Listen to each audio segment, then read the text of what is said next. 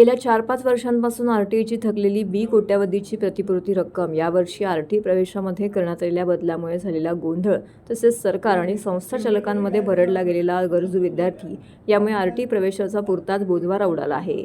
शिक्षण हक्क कायदा अंतर्गत 25% राखीव जागांवरती आर्थिक दुर्बल व वंचित समूहातील विद्यार्थ्यांसाठी प्रवेश दिला जातो. ठाणे जिल्ह्यातील शाळांमध्ये आरटीई अंतर्गत विद्यार्थ्यांच्या शैक्षणिक खर्चाची प्रतिपूर्तीची 152,62,45,586 एवढी रक्कम थकीत आहे. प्रतिपूर्ती अनुदान न मिळाल्याने संस्था चालकांना शाळा चालवणे अवघड झालं आहे. ठाणे जिल्ह्यातील 1,01,097 मुलं आरटीई अंतर्गत शिक्षण घेत असून शिक्षण हक्क कायदा आरटीई अंतर्गत विद्यार्थ्यांना शिक्षण देणाऱ्या आणि मुख्यमंत्र्यांच्या ठाणे जिल्ह्यातील शाळांकरिता लाडकी विद्यार्थी योजना जाहीर करण्याची मागणी महाराष्ट्र नवनिर्माण विद्यार्थी सेना सरचिटणीस व ओळा माजीवाडा विधानसभा विभाग अध्यक्ष संदीप पाचंगे यांनी निवेदनाद्वारे मुख्यमंत्री एकनाथ शिंदे यांच्याकडे केली आहे.